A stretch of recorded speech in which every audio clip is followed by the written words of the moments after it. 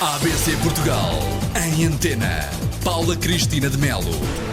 Olá, mais uma vez, muito boa tarde. Cá estamos novamente, como eu disse, para conversarmos agora com o Filipe Simões, que é o nosso convidado de hoje. Aliás, já vos expliquei também que neste mês de outubro, que chamamos sempre, e é o Outubro Rosa, falamos sempre também do câncer da mama.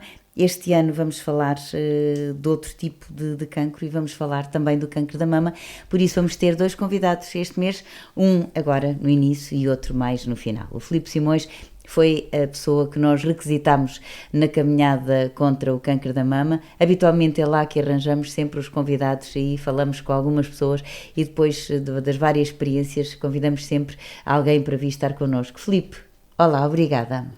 Obrigado, Como estás? Paula. Obrigado por esta oportunidade.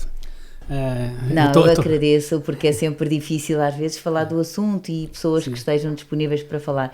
Eu na altura perguntei-te, Filipe, tu falas deste problema sem problema? Sim. E tu respondeste que sim. Não há qualquer problema nenhum, até venho a chegar de Coimbra, estava com medo de não chegasse a tempo, tive consulta hoje, felizmente está tudo bem. Era isso que eu te ia perguntar, vamos começar por aí, está tudo bem? Está tudo bem, pronto, houve ali um ralhete da médica, porque eu ando em campanha eleitoral com a coligação e ela não foi muito a favor, mas pronto, está quase tudo a passar, sexta-feira acaba, portanto...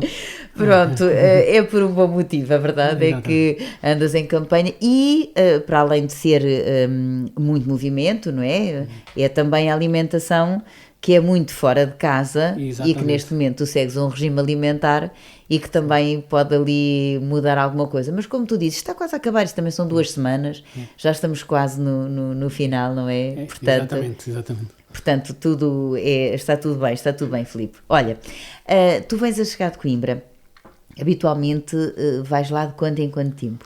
Olha, isto depende, o que manda é as análises, mesmo que eu me sinta bem, as análises podem mostrar o contrário. Certo. Portanto, eu faço análise sempre que venho a Coimbra, ultimamente tem sido de 2 em 2 semanas, agora vim hoje e venho para a semana na próxima terça-feira. Pronto, e vou fazer análises, consulta, enfermagem e a farmácia para levantar a medicação, a rotina é sempre a mesma, pronto. E eu rezo todos os dias para que as análises estejam boas, porque... não quero voltar assim internado e é muito chato. Já tiveste muitas vezes, não é? Infelizmente sim, mas felizmente foi sempre os problemas todos resolvidos. Exatamente. Pronto. Olha, Filipe, quem é o Filipe Simões? Além de ser um excelente rapaz que é do Sporting, essa é a primeira. Sou do Sporting e do Clube Atlético Oriense, são duas paixões. É verdade, são duas paixões que eu tenho a nível desportivo. O Filipe Simões é um jovem de 47 anos que tem tido bastantes aventuras, digamos, são lutas pelo caminho, mas pronto. Que todas ele vence. Felizmente tenho conseguido vencer e também tenho tido a sorte de ter apanhado grandes equipas médicas que fizeram tudo por mim e vou estar eternamente grato a eles em todos os sentidos, pela forma como me receberam, pela forma como me trataram. E até como a forma como ralham, como foi o caso de hoje. Às vezes é preciso, não é? Às vezes é preciso. Bom, mas às vezes, numa altura em que ouvimos sempre dizer tanto mal da saúde, às vezes ouvir alguém dizer bem da forma como funciona a nossa saúde, sim, também é motivador para quem precisa disto. Olha, Filipe, mas tu já tiveste grandes lutas e começaste com grandes lutas, não do cancro. Esta foi uma luta mais recente. Tu eras sempre um rapaz saudável quando eras assim. Ou seja, eu fiz desporto, cheguei no Atlético e foi a partir do momento em que deixei o desporto que começou tudo a piorar. A nível de aspecto físico comecei a engordar, porque lá está, quem deixa de praticar desporto e continua a comer, acaba por fisicamente ficar mais forte. E tu deixaste o desporto porquê? Na altura, pronto, fui trabalhar de noite, estudar de noite e trabalhar de dia para o meu pai. E não dava para conciliar. Eu já tinha os escuteiros, que eu fui escuteiro aqui em Orem durante 16 anos. Depois entrei também mais tarde para os bombeiros, que também preenchia algum tempo. E era difícil conciliar o horário dos bombeiros, porque trabalha por turnos, com os escuteiros. Então optei por deixar um bocadinho a bola e também os escuteiros. Agora sou só adepto e sócio tanto do Atlético como do Sporting e já é bom. Mas és um grande amante do Clube Atlético Ariense, sempre, não é? Fui jogadora, fui diretora, fui treinadora adjunto, fui massagista, portanto acho que... Tu estiveste sempre muito ligado ao associativismo também. Sim, e o Atlético é sinónimo do Luís Simões, porque o meu pai foi presidente durante 10 anos, o meu irmão Luís Pedro, mais conhecido pelo Oliva, foi também diretor e é agora da Assembleia Geral. O Renato está agora ligado aos veteranos, também foi jogador da formação. O João também foi jogador da formação do Atlético e acabou a carreira como sénior no Atlético. Portanto, a nossa família respira Atlético, basicamente. E a vossa família respira Atlético e tem tanto orgulho no Atlético, assim como no Sporting, e uma forma até de homenagem ao teu pai, com quem sempre me cumprimentava com saudações leoninas. Exatamente. Não é verdade? Exatamente. A verdade é que vocês têm um museu que é do Sporting e do Atlético. Exatamente. Foi as duas paixões também do meu pai. Aliás, eu acho que nós todos herdámos isso do E que do nós meu já pai. falámos aqui também. Sim, convidaste o Carlos Bareta e o meu irmão Pedro. Exatamente. Foi uma coisa que herdou e que nasceu na pandemia. Nós estávamos isolados, então o Pedro teve essa ideia e o mérito é todo dele porque ele é que fez quase tudo sozinho. Nós um bocadinho, quando vamos lá pessoas a casa, é obrigatório eles irem visitar o museu, que está lá toda a história do Atlético e toda a história também do Sporting, enquanto nós somos adeptos do Sporting, porque nós, antes de sermos adeptos do Sporting, já éramos adeptos do Atlético. Claro. E a nossa ligação ao Atlético é mais forte. É claro que gosto também de festejar muito, e agora o Sporting tem-nos dado alegrias, depois de muitas tristezas, por isso... Há que aproveitar a maré. Há que aproveitar, que nunca sabe quando é que acaba. Isso mesmo. Olha, Filipe, pronto, deixas o desporto e aí começam os teus problemas de saúde. Os problemas de saúde começaram em 2012, ou seja, lá está, eu sentia-me bem, mas as análises é que mandam. E eu fui fazer análises a um laboratório cá da cidade e acusou-me já uns valores alterados a nível renal. Pronto. E depois até pedi uma ecografia à minha médica de família na altura e acusou logo qualquer coisa. Fui logo, consegui entrar no hospital da universidade através de um amigo do João, que é lá nefrologista, e consegui entrar no hospital da universidade. Fiz logo ecografias, fiz logo exame, detectaram-me logo uma doença renal, que é nefropatia por IgA. Acontece que essa doença não é muito, como é que é de explicar, não é muito forte, ou seja, a mim sempre me disseram que nunca fazia diálise com esta doença e que vai só 10% dos homens, que é uma doença que aparece mais nos homens do que nas mulheres, é que poderia acabar em diálise. E a mim sempre disseram que não. Pronto. A mim o que me fez a diálise foi mesmo o cancro do rim. Pronto. Que tiraram-me o rim, felizmente no meio do azar ainda tive sorte porque não foi preciso fazer quimioterapia nem radioterapia, porque o cancro estava só mesmo localizado no rim. Olha, mas quando te aparece essa doença, o que é que ela privava-te de alguma coisa? Não continuei a trabalhar, nunca tive baixa e até ser operado na nefrologia ao rim, trabalhei sempre trabalhei. Basicamente, o que é que eu sentia? Eu sentia só tipo um desconforto, porque o cancro é uma doença silenciosa. Sim. Pronto, e sendo uma doença silenciosa, eu nunca sentia nada. Nunca urinei sangue, nunca tive nenhuma infecção. O que eu sentia é tipo um desconforto, assim uma moinha, digamos assim. E só se descobriu, curiosamente, isto está tudo interligado, só descobriu quando eu andava a fazer exames para a cirurgia bariátrica no Hospital da Universidade. Pronto, que nem tem nada a ver com o rim, nem tem nada a ver com a doença que tu tinhas. A ressonância que eles fizeram detectou logo também uma mancha. A partir daí foi abdicado uma coisa, que foi a cirurgia, e centrar-me na parte oncológica. A cirurgia que tu querias fazer era por excesso de peso. Por excesso de peso, e porque és um rapaz novo e é preciso ter esses cuidados. Filipe, aparece a mancha, voltas a fazer exames e depois ficas com o diagnóstico. Pronto, eu reagi bem, a minha família nem por isso. A minha mãe sofreu um bocadito, eu reagi bem porque, sendo bombeiro, tu estás um bocadinho dentro do assunto. Tu transportas para os hospitais muitos doentes com cancro. Ou seja, e tu, quando és bombeiro ou quando és uma pessoa que quer ajudar os outros, e tens sempre uma palavra positiva para essas pessoas que estão a sofrer. E é um bocadinho a nossa obrigação é essa. E portanto eu encarei como uma coisa normal e já sabia que ia ser operado.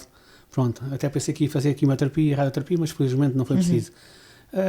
E desde da detecção, que foi em 2019, ainda tive até agosto de 2020 para ser operado. Ou seja, demorou ali, foi detectado em dezembro de 2019, demorou ali uns 6 meses ainda, no meio da pandemia. Pronto, e depois fui chamado. Sendo na pandemia também foi um bocadinho mais complicado, não é? Foi complicado, porque nós... Mas nessa altura não estiveste internado, ou estiveste? Estive internado para ser operado. Não, antes não, nunca tive. Nunca tinha estado. Não, ia só lá mesmo fazer os exames, análises, essas coisas todas. Ser internado foi mesmo no dia da operação. Para seres pronto, operado. Eu fui de manhã e fui operado ao final da tarde. Pronto. Correu tudo bem. O senão é que a família não nos podia visitar, porque estava tudo em contingência, né? A família não nos podia visitar. Eu estava ali sozinho no quarto, pronto, e depois era muito criterioso, sempre com máscara, a dormir com máscara, sempre com máscara o dia todo, pronto. O que mais me gostou foi mesmo estar algaleado. Acho que nunca tinha estado na vida e isso para o homem é horrível. Não são situações fáceis, não é? Nada. Foste operado e retiraste o rim. Retirei o rim, como disse, o rim já estava com o cancro, que como se diz na gíria dos médicos, era como é que se diz? Era cancro nas células renais, digamos assim, um carcinoma nas células renais. Pronto, felizmente estava só no rim. Então, estava localizado, retiraste o rim. A médica, antes de eu ir para o bloco, perguntou-me: Filipe, vamos tirar só a parte do rim que tem o cancro, ou tiramos tudo? O risco é, daqui a 6 meses, teres que tirar o resto. Eu, doutora, então não há nada a decidir. Tiramos já tudo. Eu vi passar por 2 vezes pelo mesmo. Pronto, e foi assim. Depois estive no recobro 1 ou 2 dias, depois estive também no internamento mais 3 ou 4 dias, depois estive alto e vim para casa fazer a vida normal, dentro do possível, na altura. Tentei estar o menos contato possível. Era isso, Filipe, às vezes nós temos muita dúvida, uma pessoa que esteja em contacto com outra, que tenha esse problema oncológico, às vezes nunca sabemos bem, mas eu acho que o próprio doente é que também deve ter essa iniciativa. Nunca sabemos bem se devemos cumprimentar a pessoa, se não devemos, para protegermos a pessoa, nunca ter a ver connosco, mas para darmos alguma proteção à pessoa, porque nunca sabemos como é que estamos, não é? Sim. Há 2 situações que temos que diferenciar. Uma coisa é uma doença oncológica, outra coisa é um transplante. Sim, ainda lá não chegámos. Ainda não chegamos. Pronto, a doença oncológica, de facto, os doentes que têm cancro ficam com o sistema imunitário muito em baixo, fraco. Sim. Ou seja, para apanhar constipações, infecções, até mesmo dentro do hospital é a coisa mais fácil. Isso. Pronto. O que é que acontece? Fora do hospital, a pessoa tem que se também resguardar. A pessoa que tem cancro tem que se resguardar. Mesmo dentro de casa, tem que ter um espaço que é só dele. No meu caso, o meu espaço foi o meu quarto. Ninguém entrava no meu quarto. A minha mãe levava uma comida, deixava no meu vasito cá fora, no corredor, e eu é que ia buscar a comida e isso tudo. Durante aquele tempo, ninguém entrava no meu quarto. Nem muito menos visitas. Eu tentei receber o menos possível de visitas. Mas, e procurava que as visitas, como era verão, fosse no jardim, ao ar livre, sim. Que é mais seguro. Pronto, e basicamente o que eu fiz foi isso. E tive ali 4, 5 meses impecável. Estás a falar da primeira operação? A primeira operação da retirada do cancro. Sim. E a recuperação pós cirurgia.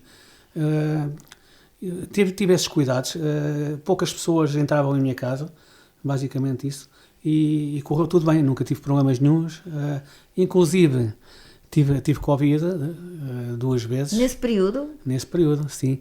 Tive Covid 2 vezes. A primeira impecável, passou num instante. A segunda foi mais grave. O meu irmão João, que nessa altura foi viajar para a zona para as Ilhas Fiji, Sim. onde os cuidados são zero. Trouxe Covid. Trouxe o Covid e trouxe a variante mais grave na altura, que era o Omicron. Sim. Eu fui a primeira pessoa a ter Omicron aqui no Conselho e Filipe, até parece que te calhava tudo. calhava tudo. E foi só um simples abraço que eu dei ao meu irmão de ter chegado da viagem. Pronto. E fui infectado eu, foi infectada as filhas dele, a filha dele, que só tinha a Camila, foi infectada a mulher, foi infectada a minha mãe, depois nós infectámos o Pedro e o Renato, e pronto, toda a gente em casa estava infectada. Fui para a Leiria, e depois é curioso que durante esse vírus que eu apanhei da Covid Omicron, eu tinha que estar os 14 dias em isolamento e tive 6 dias bem a tomar a medicação e isso passava. Ao 7º dia foi horrível. Foi horrível. Senti-me mal, dores em todo o corpo, geral, tudo. Pronto, liguei para a Saúde 24 e eles passaram logo, assim que viram a palavra Omicron, passaram logo para os bombeiros de Orem. Veio o INEM, levaram-me para a Leiria e depois aí é que foi horrível. E há bocado tu perguntavas e falavas que muita gente critica o SNS. Eu só tenho queixas do serviço de urgência. É o que eu costumo dizer. Mas não culpo os médicos, porque eles fazem o que podem e o que não podem. São poucos para muitos doentes. Mas é gente a mais, exatamente. Exatamente. Filipe, agora vamos aqui fazer uma à parte. Tu que transportaste, agora já não estás a fazer esse serviço, mas transportaste tanta gente para os hospitais, qual é a sensação de ser transportado pelos teus colegas? Olha, Acredita que tenha sido uma viagem? Ao princípio foi esquisito, mas como sabia que estava em boas mãos, encarei bem. Surpreendente até nem foi nos hospitais, porque nos hospitais as pessoas não temos tanta ligação. Agora, na diálise em Tomara, na Nefrocare, é que eu fui recebido como: olha o bombeiro, então tu trazias doentes para aqui e agora estás aqui. Pronto, a reação foi mais ou menos assim. Não, nos hospitais nem tanto. Não, pronto. Nos hospitais não, porque também não há tempo para grandes conversas com os bombeiros, não é? A gente deixa um doente aqui, deixa outro doente ali, pronto, e não há muito. De resto, agora na diálise estás lá 4 horas ligado à máquina, aí os enfermeiros que já te conheciam de vários doentes metiam-se contigo, sim. E os teus colegas bombeiros, quando te levavam? Isso é quase tudo na brincadeira. Acredito. Sim, mas eles sabem bem o que é, o que os doentes sofrem. Eu encarei, ao contrário de muitas pessoas, eu encarei a diálise como uma coisa boa, porque se não fosse a diálise eu não estava aqui hoje. A diálise é os nossos rins artificiais e faz o trabalho dos rins. Portanto, a diálise manteve-me durante estes 3 anos vivo. E se eu estou aqui é graças à diálise. Mas há pessoas que acham que a diálise é o fim do mundo. É o fim do mundo e que já não vão sair dali. E se calhar há casos que é assim. Eu só tenho a agradecer. Mesmo aos enfermeiros, às médicas, aos colegas que iam comigo na ambulância. Filipe, foi depois da retirada do rim que tiveste que fazer a diálise, não é? Porque... Mas nem toda a gente só com o rim tem que fazer diálise. Não, há pessoas que nascem só com o rim. Eu, no meu caso, o que é que acontecia? Como eu disse ao princípio, eu já foi-me detectada aquela doença que é a nefropatia por IgA, que não dá para fazer diálise. Acontece que o rim com que eu fiquei, que foi o rim esquerdo, tinha essa doença. E eu, após a cirurgia da retirada do rim direito, eu fiquei já com a creatinina 3 ponto qualquer coisa. E os médicos disseram: possivelmente vais ter que fazer diálise, que esse rim não está bem a fazer o trabalho dele. Ainda tive 2 anos sem fazer diálise, a trabalhar, a fazer a minha vida e o rim a trabalhar. Acontece que cheguei um dia a Coimbra para uma consulta, até fui no meu carro, a consulta, e a creatinina estava a 9, quando o máximo de uma pessoa saudável é 1.2. A minha creatinina estava a 9.0. E o médico disse-me logo: Filipe, já não te vou mandar embora. Tu vais ficar aqui, vais-te meter o catéter central venoso, que é um catéter que metem no pescoço para a gente fazer a diálise, e vais fazer já a diálise amanhã 2h30. E depois queres fazer aonde? Queres fazer diálise em Tomara, na Nefrocare, ou queres fazer na Aerodial em Leiria? Eu escolhi a Nefrocare em Tomara, que era mais perto de 10 minutos da minha casa, e foi a partir daí. Ou seja, comecei a fazer... Retirei o rim em 2020, comecei a fazer diálise em 2022. Portanto, ainda tiveste dois anos sem... Tiveste a fazer diálise e como é que tu ias? Ia alguém contigo? Ias com os bombeiros? Ao princípio ia com os bombeiros, sim. Depois comecei a ir no meu carro, porque com os bombeiros tinha que ir mais cedo, e depois ainda tínhamos de estar lá 1 hora na sala de espera, antes de entrarmos para estarmos mais 4. Então, em vez de eu sair de casa às 4h30 com os bombeiros, saía de casa no meu carro às 5h30. Podia conduzir, sentia-me bem, portanto, nada a dizer. Chegava lá às 6 horas. E depois entrava da para a diálise sala, também te pronto, sentias bem para sentia regressar? Bem, sim, sentia bem. Curiosamente, eu só me sentia mal com dia de manhã. Às vezes pediam para a gente ir de manhã porque à tarde estava cheio e nós fazíamos o turno de tarde-noite, que era das 18 às 22. E eu, quando estava de baixa, solicitava isso. Depois, quando comecei a trabalhar, não. Aproveito para agradecer aos bombeiros de Orem, que facilitaram a minha vida durante a diálise. Que eu fui a uma junta médica e eles disseram que eu não podia continuar nos bombeiros, que tinham de reformar. Ora, uma pessoa com 44 anos reformar-se com a miséria que eles me ofereciam, não. E depois eu falei com o meu adjunto, Nuno Paulino, que a dizer que, Nuno, estou a sair do entrocamento da junta médica. Só tem duas hipóteses, ou vocês me arranjam um horário compatível com a diálise, ou vão-me reformar. O Nuno foi super compreensivo, pediu-me para logo ir aos bombeiros e fez-me um horário das 8 às 4, de segunda a sexta, compatível com a diálise. Pronto, e só isso fez toda a diferença. Pronto, para mim foi uma satisfação, porque eu saía às 4, ainda ia à casa e depois às 5h30 ia para a diálise. Portanto, a situação resolvida. Impecável. E a reforma é para quem já tem idade para isso, não é verdade? Com certeza. Não é para mim ainda. Olha, Filipe, esta história do cancro, e antes de irmos à outra parte do transplante, esta história do cancro, depois vais ter que fazer análises, né, regularmente, como é que isto se processa depois? Sim, durante a consulta, ou seja, eu ia às consultas de urologia, que é a especialidade responsável por a retirada do cancro. Sim, sim. E ao princípio ia às consultas todas as semanas. Pronto. E depois passei a ir...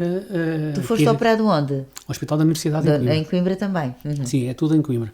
A nível de procedimento lá, antes das consultas, temos sempre de fazer análises. E depois também ia fazer umas ecografias mês a mês, porque havia sempre para despistar a hipótese do cancro se espalhar e aparecer no outro rim, porque também há essa hipótese. Felizmente, até hoje, o que eu tenho no outro rim, que não serve para nada neste momento, é o que já tinha, que é quistos. Apesar da minha doença não ser poliquística, é ao contrário da doença da minha mãe, também faz hemodiálise. E basicamente é isso, é fazer análises, consulta, é fazer ecografias, se há alguma suspeita passamos a fazer o TAC, pronto, e tanto correu tudo bem que agora só vou às consultas de urologia ano a ano, uma vez por ano. Exatamente. Pronto. Olha, Filipe, tu disseste que reagiste muito bem e que aceitaste e estavas muito familiarizado com isso. A tua família é que já não achou... não. Já não gostou muito? Principalmente a minha mãe. Nós nunca gostamos, mas não reagiu tão bem, não é? Não reagiu, chorou, o que é normal, porque é mãe e a mãe sabe... a mãe sofre se um filho sofre, e a mãe sofre Acho que em dobro. Sofre mais, é verdade. Sofre o dobro, isso não há dúvida nenhuma. Pronto, e depois a minha mãe já lidava com o irmão dela, com o meu tio, que fazia hemodiálise também. E durante quase 30 anos a minha mãe cuidou do meu tio, como o meu tio estava lá em casa, e pronto, e basicamente aquela mulher, mesmo quando tinha saúde, sofria muito. E ela para mim é uma guerreira, é uma heroína e é um exemplo a seguir. Portanto, e a tua mãe faz diálise também agora, não é? Sim, infelizmente já não pode ser transplantada pelo limite da idade e também por causa se ela fosse ao bloco poderia não sobreviver à cirurgia, e entre não ter a minha mãe cá e ter ela a fazer a diálise não há dúvida, que ela esteja cá, em relação à escolha. Olha, Filipe, nós também, e as pessoas que passam por estes processos, e falamos muito do trabalho da Liga Portuguesa contra o Cancro. Aliás, nós estávamos na caminhada, que é organizada pelo grupo de voluntariado local de Orem, mas são iniciativas da Liga Portuguesa contra o Cancro. Tu tivestes contacto com a Liga neste teu processo? Eu basicamente estive em conversas com o Joca, com o Jorge Martins, que é uma pessoa que é dedicada a estas causas do voluntariado, tanto... Sim, ele é o responsável pelo grupo de voluntariado. Exatamente, tanto do cancro como do coração, é ele que mexe sempre aqui os cordalinos em Orem. E ele contactou-me por causa de trazer, os bombeiros trazerem material da Liga contra o Cancro de Coimbra, se havia essa possibilidade. Os bombeiros acho que nunca iam dizer que não, liguei para os bombeiros a perguntar se havia algum problema, disseram que não, só disse ao Joca para ir ter com a bombeira, mandar alguém ir ter com a bombeira que estava no IPO, que trazíamos o material sem qualquer problema. Pronto, e assim foi, basicamente foi assim. Quem me deu a conhecer esta caminhada foi o Carlos Bareta, que também estava ligado a isso tudo, e eu disse que ia fazer a caminhada, ver se aguentava, para ver se eu já conseguia aguentar. Muito bem. Aguentei, e se aguenta isto da campanha, também aguento qualquer coisa agora. Exatamente, não há desculpas agora, Filipe. Olha, bom, mas a verdade é que, portanto, vai passando, tu foste operado em 2022, não foi? Foste operado em 2022, não, começaste a fazer hemodiálise em 2022 e depois ficaste na lista de espera para o transplante, não foi ou não foi bem assim? Não foi bem assim. Então? Ou seja, eu como estava com excesso de peso, Sim. não podia ser transplantado de maneira nenhuma. Então, durante estes 3 anos, foi fazer hemodiálise. Porquê? Porque eu também não conseguia perder peso por mim. Tinha planos alimentares do Hospital da Universidade, nada resultou. Até que eu recebi a má notícia que o Hospital da Universidade, quando soube, a equipa multidisciplinar soube que eu ia fazer a hemodiálise, recusou-se a fazer a cirurgia bariátrica lá. Pronto, e basicamente... Mas porquê? Há alguma explicação para isso? Eles falaram em tanta coisa que depois perguntei a Lisboa e a Lisboa disse que não, a gente faz. Pronto, e esse é que eu não percebo porque é que as coisas são diferentes de hospital para hospital, se a especialidade é a mesma. Pronto, e basicamente, eu para ser transplantado tinha que perder à volta de 20 quilos. Sim. Consegui perder 10 por mim, mas faltava os outros 10. Pronto, e com o passar da diálise, destes 3 anos que eu fiz de hemodiálise, o peso andava num sobe e desce. Tanto perdia como subia. Pronto, e cheguei a um ponto quase desesperado que decidi mesmo que isto só lá ia com a cirurgia bariátrica. Pronto. Coimbra não fez através de hemodiálise, porque a minha médica, a doutora Sara, era médica no Hospital de Santa Cruz, em Carnaxide, e o Santa Cruz está ligado ao São Francisco Xavier, ao São José. Sim. E ao Egas Meniche, é tudo o mesmo agrupamento. Então ela conseguiu que eu marcar uma consulta de endocrinologia. E quando fui à primeira consulta no Egas Meniche de endocrinologia, a médica disse logo: pois pá, fazes hemodiálise, pá, isto é um bico de dobra. É um grande entrave. Mas depois eu tive um anjo, que é do Hospital Santa Cruz, que é o Dr. André, que convenceu a médica e disse que para o Filipe ser transplantado tem obrigatoriamente de perder peso. Senão vai fazer a diálise a vida toda, ele só tem 47 anos. Às vezes isso também pesa muito, não pesa Muito. Também pesa muito ser-se novo e não se poder viver daquela exatamente. Forma, não é? E para teres uma ideia, eu não tenho vergonha de o dizer, eu estava com excesso de peso e já me via a rasca para atar as sapatilhas e as botas. E acho que foi aí que foi mesmo, desse o clique, e eu depois decidi, e juntamente com os médicos, fazer a cirurgia bariátrica. Correndo os riscos que tivesse que correr, fazia cirurgias bariátricas. A verdade é que fiz a cirurgia bariátrica e não correu nada mal, porque já no hospital comecei a perder peso, ainda fui fazer uma sessão de diálise ao Hospital Santa Cruz. E depois, para quem não sabe, o que é que essa cirurgia faz? Muita gente não sabe o que é que estamos a falar. Antigamente havia uma coisa que toda a gente sabia, que era a banda gástrica. Exatamente, a banda gástrica. Só que a banda gástrica, disse-me os cirurgiões, sempre foi um engano, porque aquilo é um balão que tu vais comendo e vai enchendo. Ou seja, não faz o efeito que devia de fazer. Faz ao início, nos primeiros 30 dias, primeiros 1 ou 2 meses, mas depois volta tudo ao normal. E as pessoas que meteram a banda gástrica, que se não tiverem cuidado, vão voltar a engordar. Atualmente, com o fim da banda gástrica, há 2 processos, que é o bypass e é o sleeve. O sleeve foi o que eu fiz, que foi a redução de 60% do estômago. Pronto, e que faz toda a diferença na quantidade de comida que eu como. E também me tiraram, que está ligado ao estômago, uma hormona da saciedade. Sim. Ou seja, eu nunca tenho fome. Como porque tenho um plano e sei que tenho que comer àquelas horas. Pronto. E depois eu tenho o bypass. O bypass é deixar o estômago de existir. O estômago fica lá, mas os cirurgiões metem fazem um canal do estômago diretamente para o intestino. Ou seja, por isso é que as pessoas que têm o bypass têm que comer a comida toda passadinha, mais papas do que sólidos. E aquela quantidade. E aquela quantidade, sim. Porque aquilo não vai para o estômago, não vai fazer a digestão, vai diretamente para o intestino. Portanto, quem gostar de uma bela costeleta de vaca, Esqueça isso. Tem que comer mais papas, mais sopas e comida toda passada, pronto, basicamente. E a mim o que fizeram foi a serriva, que eu vou dizer que não gostou muito, mas foi uma seca. E porquê? Porque eu tinha que comer, a seguir à cirurgia, só podia beber, era a chamada dieta líquida, só podia beber líquidos e a sopa tinha que ser toda líquida. Sim. Ou era um caldo de cenoura, ou era um caldo de arroz, uma coisa assim. E o que é que acontece? Tinha que comer a sopa com uma colher de chá. E tinha que comer uma colher de chá, uma sopa com 100 mg. Isso para quê? Para ser lentamente, não é? Para o estômago aceitar e para não deitar nada fora.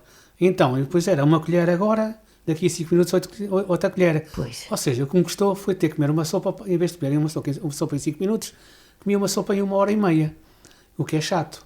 E o chá igual, era tudo com a colher de sopa, não podia meter nada à boca diretamente. E durante um mês foi assim. Pronto. Depois passei para a dieta pastosa, que é as papas. As papas. Pronto, aí foi só 15 dias. E ao terceiro mês de dieta, comecei a comer sopa, já com peixe, sopa de peixe, Sim. sopa de carne, já meti a proteína juntamente com a sopa. Sim. Até passar a comer comida de prato normal, tinha que ser aquela quantidade. Demorou quanto tempo, Filipe? Foi a 3 meses, digamos assim. 3 meses. E quando começaste a comer? Como era pouca quantidade, que era 40 gramas de carne e uma colher de sopa de arroz, pronto, eu já estava a trabalhar porque só tive um mês de baixa, levava para os bombeiros uma caixinha com umas migalhas, digamos assim, mas ficava saciado. E se eu comesse mais do que devia, vomitava. Mas só vomitava o excesso, ou seja, há pessoas que têm a ideia que a gente vomita tudo o que come. Não, senhora, eu só vomitava, por exemplo, a colher a que foi a mais. Foi a mais, pronto. E depois ficava bem, tudo. E o tempo, e durante quanto tempo é que tu tiveste só assim?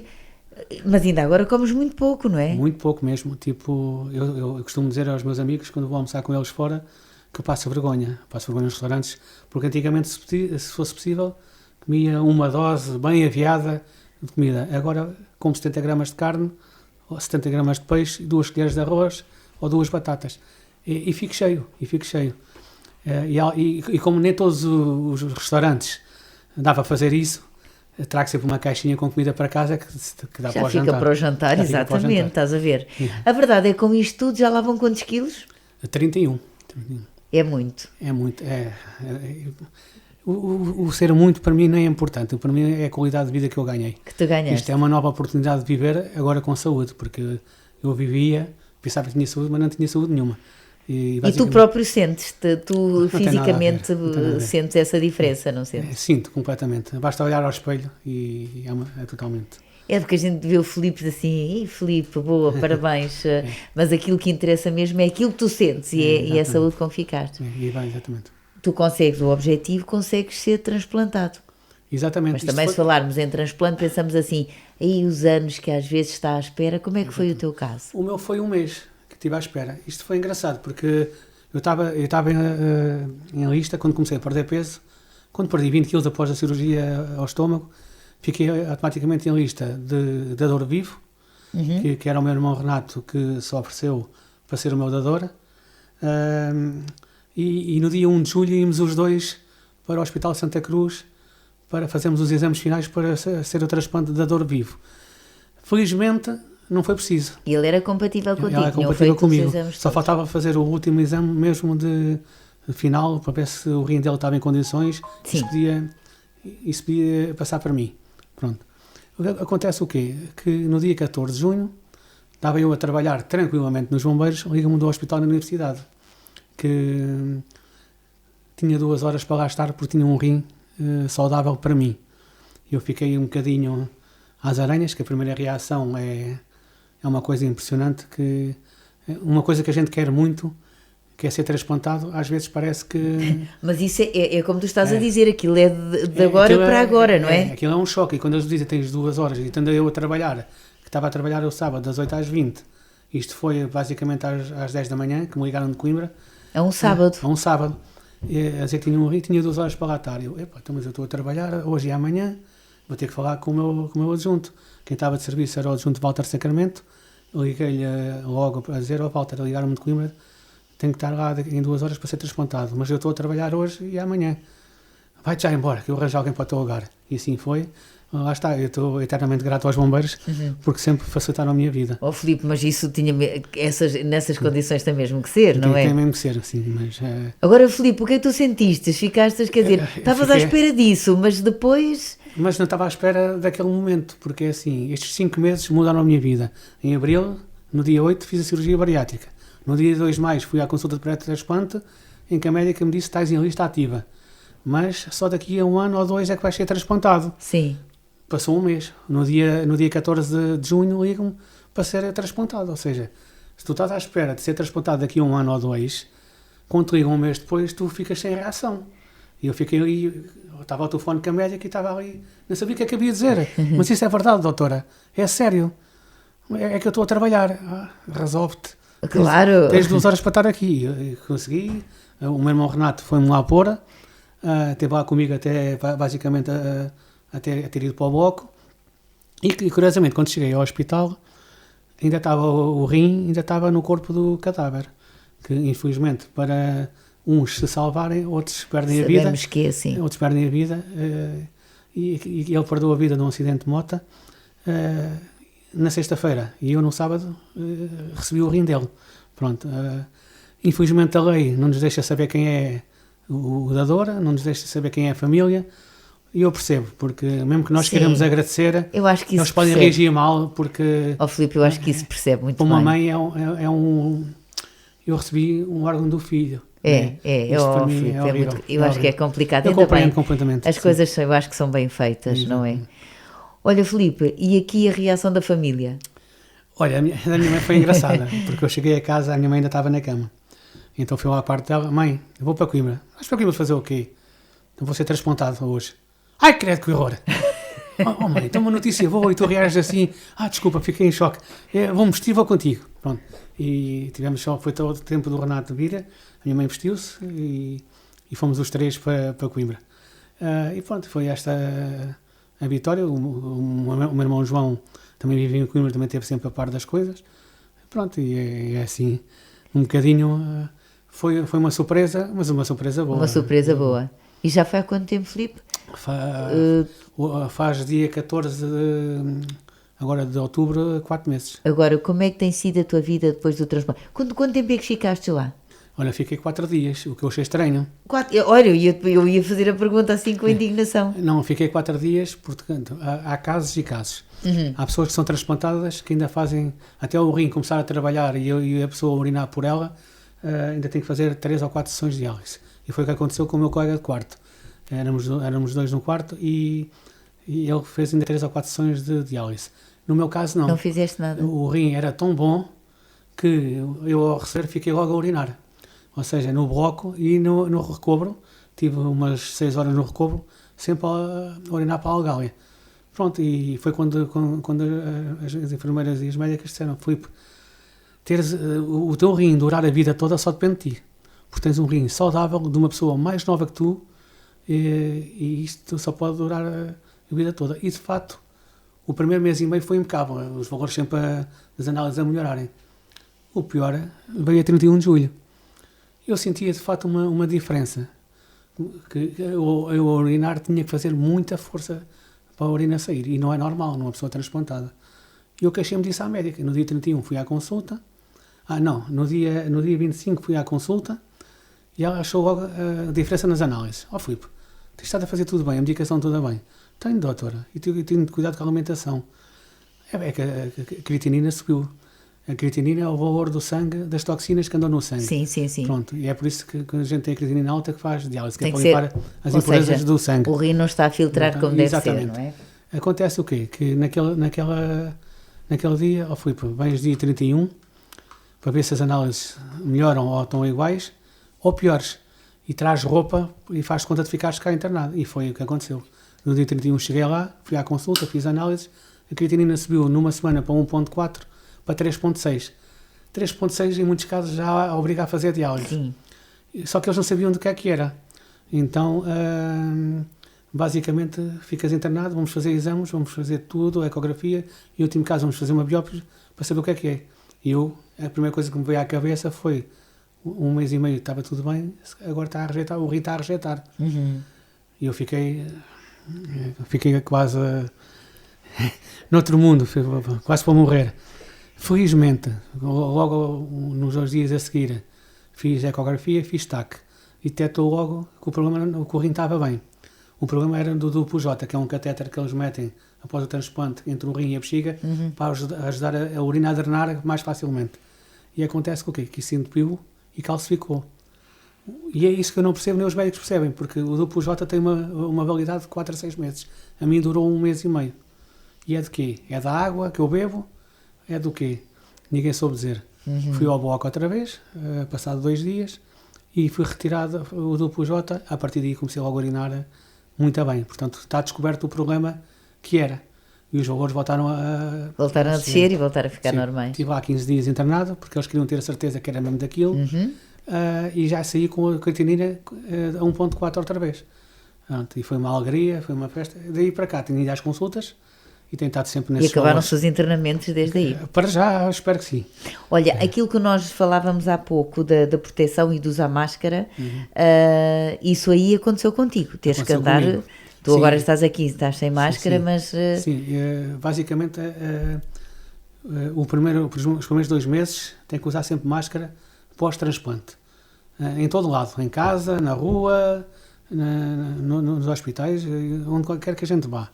A partir do 2º mês é só nos hospitais, centro de saúde, por exemplo, na junta médica que eu fui ao tratamento na sexta-feira da outra semana, usei máscara. Ao ar livre, desde que eu não esteja em grandes ajuntamentos, não preciso usar máscara. Na caminhada não usei, basicamente porque a gente íamos estar em movimento, não estávamos em espaços fechados. Pronto, eu tenho um livrinho com tudo, com as explicações todas que eles dão do pós-transplante, tanto na medicação, tanto na alimentação, como também da proteção. Pronto.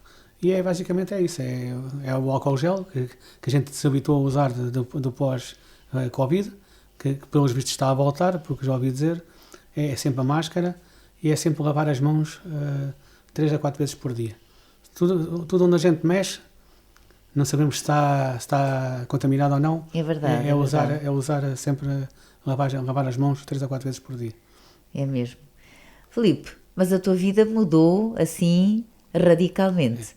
Tu hoje és uma pessoa com uma vida saudável. Exatamente. E sem te custar nada. Eu no sábado brincava contigo a dizer que lembro-me de me teres dito que quando deixarem de fazer festivais de sopa e passarem a fazer o festival do Bitoque, então lá estavas tu. Mas a verdade é que tu hoje és uma pessoa muito saudável e que te faz sentir bem, até te sentes bem com o novo modo de vida que tu tens. Sim, a qualidade de vida mudou da noite para o dia. Isso é a primeira coisa. E depois é assim, saúde. Saúde, a gente sem saúde vivemos sempre numa roda viva que o que é que nos vai acontecer amanhã ou isso não. Com saúde nós renascemos praticamente. Ou seja, eu ganhei uma nova vida, uma nova oportunidade. E manter esta nova vida só depende de mim. Pronto, e é isso que eu tento fazer. Às vezes, também não vou dizer que sou 100%, como é que eu ia te explicar, 100% cumpridor das regras, porque não sou. E estaria a mentir se dissesse que sim. Basicamente, tento cumprir, porque também nós precisamos também ter um bocadinho a liberdade das nossas coisas. Já chegou o tempo do Covid em que nós éramos prisioneiros da nossa vida. E todos temos que socializar um bocadinho, até Sim, para sim. bem da nossa saúde Sim, mental, não é? Exatamente, e felizmente, mentalmente estou bem. Até quando o Sporting perde eu fico bem. Pronto, mas isso é normal. Isso mas É outras histórias. Sim. São outras histórias e é muito calo e é a serenidade de todos os sportinguistas, não é? Nós sabemos. Nós sabemos que somos diferentes. Eu costumo dizer que sim, como nós, ninguém. Por isso. E quando damos conta de que os rivais ficam muito exaltados, é falta de calo, não é? É um bocadinho, mas... Eles não gostam que a gente faça a eles o que eles fizeram a nós durante 10 ou 20 anos. Basicamente é isso que eu percebo. Mas, olha, já agora, já voltaste ao estádio para ver os jogos? Porque eu sei que tu... fui ver, só fui uma vez a Alvalade desde isto tudo e fui para a Liga dos Campeões. E agora não tenciono voltar porque queremos que não, é muita confusão. É muita confusão, muita gente é junta. Muita confusão, e eu só quando puder mesmo com a ordem médica é que quero voltar ao estádio. Eu tenho ido ao Campo da Caridade, mas tento-me isolar, ficar na rua, fora da bancada, tento-me isolar das pessoas, e pronto, basicamente tento ter esses cuidados um bocadinho, porque lá está, se as coisas estragarem, a culpa é só minha, não é de mais ninguém.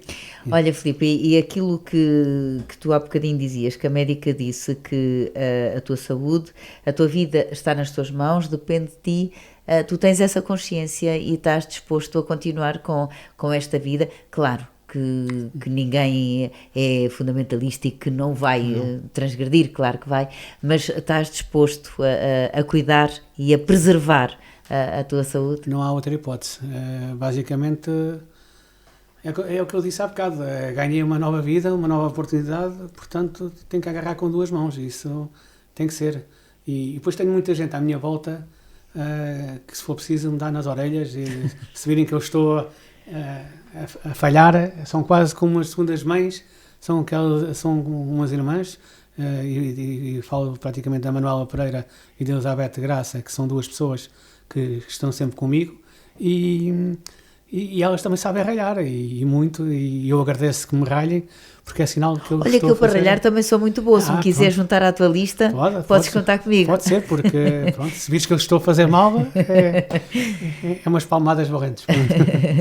Não, mas é verdade, Filipe, é verdade que é notório, aliás, tu sentes-te muito melhor agora, e ninguém quando se sente bem quer voltar a sentir-se mal, e portanto, Filipe, sabes que é muito importante, nós sabemos que a tua história é diferente, portanto, tu já tinhas muito contacto com as doenças, com as doenças, e estavas um bocadinho, sei lá, não sei, estás mais preparado ou ouves falar mais delas, porque quando às vezes se apanhou um choque de quando nunca se teve uma doença, quando nunca se teve nenhum problema, se calhar é um choque diferente. Por outro lado, também quando se conhece também, às vezes é pior. Pois, porque já se sabe o que é, não é? Há pessoas que vão-se muito abaixo, e o que eu aconselho a essas pessoas é que tenham fé, acreditem e confiem, porque toda a doença oncológica, se for detectada a tempo, tem mais de 90% de possibilidades de ter cura. O problema é aquilo que eu disse há bocado, é uma doença silenciosa, e quando aparecem os primeiros sintomas, a coisa já está lá muito avançada. Pois, pronto, quando se manifesta já lá estava há muito tempo. E aí já pode ser um bocadinho tarde. E depois vêm as cirurgias, quando se pode fazer cirurgia, porque nem todos os cancros dá para fazer cirurgia. Depois vêm os tratamentos de quimioterapia, que é um tratamento que mata uma pessoa praticamente. Os efeitos secundários são horríveis, são muito fortes. A radioterapia não é tão... é diferente, mas também pode causar efeitos secundários. E para mim aprendi muito transportando doentes com cancro. Aprendi muito.